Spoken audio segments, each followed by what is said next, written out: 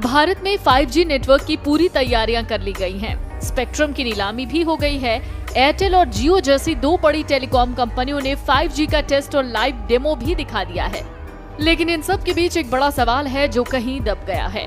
Internet के लिए तो 5G बड़े काम का है, लेकिन टीवी ब्रॉडकास्ट के लिए ये उतना ही नुकसानदायक हो सकता है। 5G नेटवर्क के कारण टीवी ब्रॉडकास्टिंग के सिग्नल में दिक्कतें आ सकती हैं और क्वालिटी भी खराब हो सकती है। आइए जरा इसे विस्तार से समझिए। टीवी ब्रॉडकास्ट में 3.7 गीगाहर्ट्ज से 4.2 गीगाहर्ट्ज तक की फ्रीक्वेंसी का इस्तेमाल होता है, जो कि सैटेलाइट से टीवी पर डाउनलिंक कराता है। खास बात यह है कि 5G के लिए 3 गीगाहर्ट्ज से 3.7 गीगाहर्ट्ज तक की फ्रीक्वेंसी का चुनाव हुआ है। इसका सीधा असर 900 चैनल्स पर पड़ेगा। इस मामले में इंडियन ब्रॉडकास्टिंग फाउंडेशन यानी IBF ने दूरसंचार विभाग और सूचना एवं प्रसारण मंत्रालय को एक प्रेजेंटेशन दिया है, जिसमें 5G स्पेक्ट्रम से टीवी ब्रॉडकास्टिंग में आने वाली दिक्कतों के बारे में बताया गया है।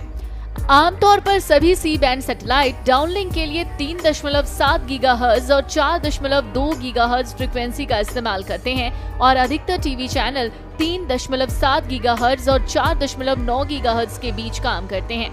अब 3.7 गीगाहर्ट्ज से सैटेलाइट टीवी शुरू होते हैं और 5G इसी फ्रीक्वेंसी पर खत्म होता है। ऐसे में अगर इन फ्रीक्वेंसी का इस्तेमाल 5G के लिए किया जाता है तो टीवी सेवाएं प्रभावित होंगी। लेकिन सवाल ये है कि एक्सपर्ट्स क्या कहते हैं। एक्सपर्ट्स का मानना है कि भारत में 5G के लिए 3.6 गीगाहर्ट्ज तक की फ्रीक्वेंसी की ही इजाजत दी जानी चाहिए। वहीं telecom regulatory authority of India के एक अधिकारी ने अपने एक बयान में कहा कि टेलीकॉम कंपनियों को फिल्टर का इस्तेमाल करना चाहिए ताकि दूसरी कंपनियों को दिक्कत ना हो। हालांकि अभी तक सरकार की ओर से ये साफ नहीं किया गया है कि 5G के लिए कितने गीगाहर्ट्ज की फ्रीक्वेंसी का इस्तेमाल होगा, लेकिन कहा जा रहा है कि ये 3.3 गीगाहर्ट्ज से 3.6 गीगाहर्ट्ज तक होगा।